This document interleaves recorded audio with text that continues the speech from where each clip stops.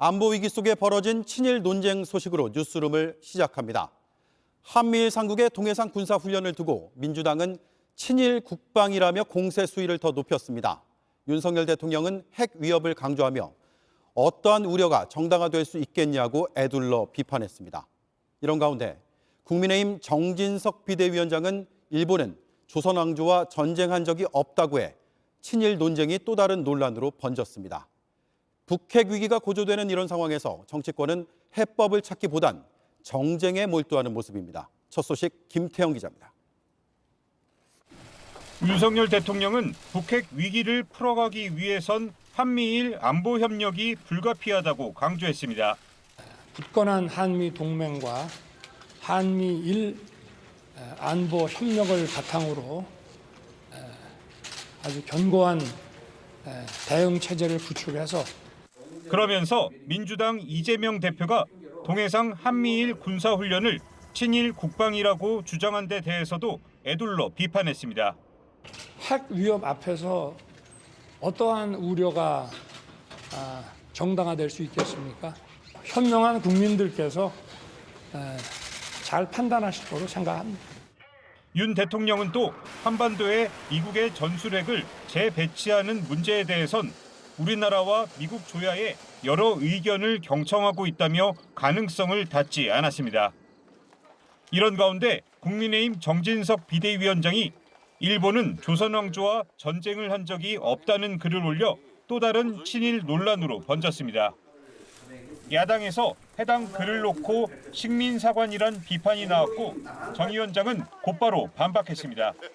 그게 왜 식민사관이에요? 내가 일본의 우리 조선 국권 참탈을 갖다가 정당화했습니까? 정 위원장은 전쟁 한 번 못하고 힘도 못 써보고 나라를 빼앗겼다는 뜻으로 쓴 글을 왜곡하고 호도한다고 주장했습니다. JTBC 김태형입니다. 이재명 민주당 대표는 한 발 더 나아갔습니다. 일본과의 군사훈련이 국방 참사고 안보 자해 행위라고 했습니다. 정부와 여당의 태도가 해방 직후에 친일파 같다는 주장까지 했습니다. 최규진 기자입니다.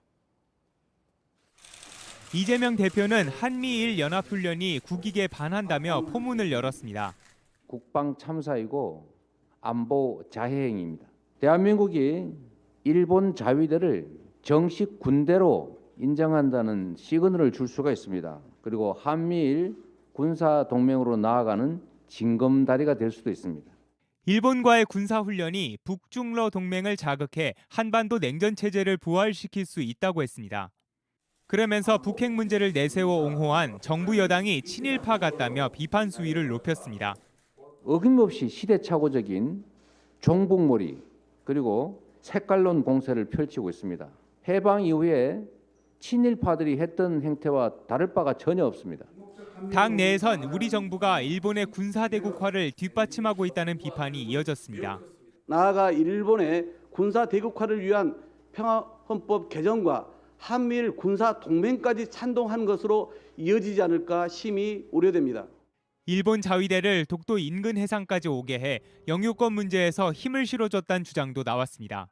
애초에 일본군 자위대를 동해에 들인 것, 독도 150km 인근까지 데리고 와서 군사훈련을 시작했기 때문에 더 자기 영예라는 주장에 힘을 실어준 꼴입니다. 민주당은 북핵 문제 해결을 위해선 군사훈련이 아닌 남북 대화를 위한 대북 특사 파견이 필요하다고 주장했습니다. JTBC 최규진입니다. 네, 친일 국방 논쟁 속엔 여야의 여러 주장들이 뒤섞여 있습니다. 엇갈리는 내용들 바로 팩트 체크를 하겠습니다. 자, 최승기 기자, 먼저 이재명 대표가 친일 국방을 주장하면서 들었던 논거입니다. 윤석열 대통령이 자위대가 유사시에 한반도에 들어올 수 있다라는 말을 했다라는 건데 이런 말을 한 게 맞습니까? 네, 그런 취지의 발언이 있었던 건 맞습니다. 대선 토론 당시 발언인데요. 직접 한번 들어보시죠. 네. 그렇죠. 유사시에 한반도에 네. 그러니까 일본이 개입하도록 허용하는 건데 그거 그렇죠. 하시겠습니까? 저게 한미일 동맹이 있다고 해서 유사시에 들어올 수도 있는 거지만 꼭 그걸 전제로 하는 동맹. 그럼 미국 이때도 이재명 대표는 일본 극우 세력 발언 같다면서 비판 수위를 높였는데요.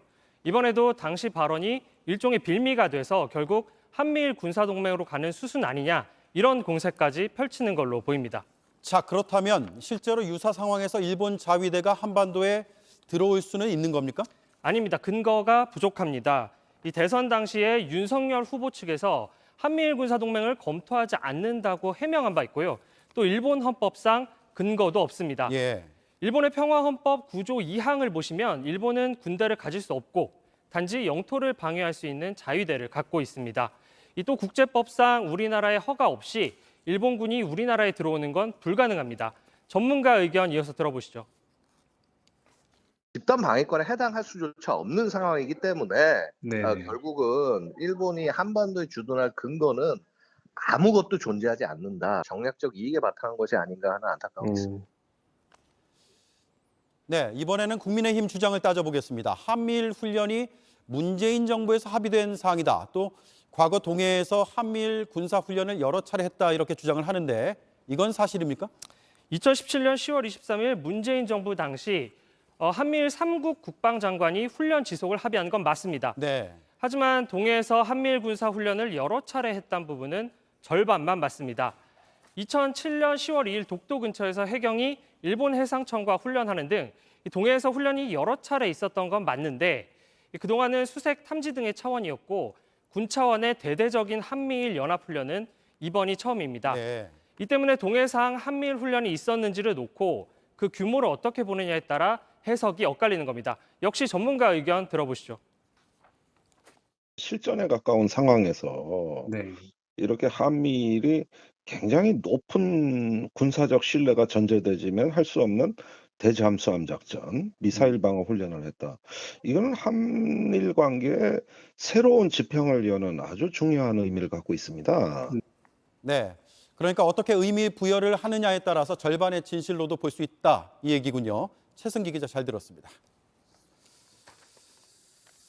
네, 2017년 핵 위기 땐 한미 동맹으로 대응했습니다. 현 정부는 한미일 공조를 택했습니다. 친일이냐 아니냐가 아니라 이 선택이 군사적으로 또 정치 외교적으로 우리에게 득인지 실인지를 따져보는 게 본질입니다. 결론부터 말씀드리면 플러스 마이너스가 다 있습니다. 김재영 기자입니다. 현 정부는 한미일 안보 협력이 북핵 대응을 위한 현실적 대안이란 입장입니다.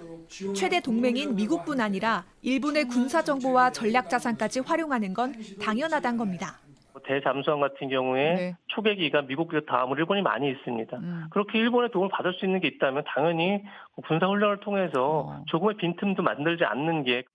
특히 문재인 정부도 한일 군사정보보호협정 지소미아를 폐기하려다 그만둔 것도 대북정보 활용에 필요했기 때문이란 주장입니다. 하지만 외교적 측면에선 따져봐야 할 게 많다는 분석입니다. 미국과 일본은 한미일 삼각동맹을 추구하고 있습니다. 사실상 중국을 견제하려는 목적입니다. 이 경우 중국과 불필요한 긴장 관계가 조성돼 한반도 주변이 더 불안해진다는 겁니다. 북핵 문제 때문에 일본까지 끌어들여야 될 필요는 없어요. 북한은 한미 동맹과 그 확장 억제만으로도 충분합니다. 게다가 한미일 공조가 일본 자위대의 활동 범위를 넓혀 결과적으로 일본이 힘을 키우도록 돕는다는 지적도 있습니다. 북한 도발이 고조되는 지금은 북한이 마지막으로 핵실험을 했던 2017년과 비슷합니다. 당시도 미국은 한미일 삼각동맹 기조를 유지했습니다. 다만 트럼프 전 대통령은 북한과 직접 대화를 하며 이 문제가 수면 위로 올라오지 않았습니다. 하지만 바이든 행정부는 한미일 동맹을 강화하는 흐름이라 우리 정부가 딜레마에 처했다는 분석입니다. JTBC 김재현입니다.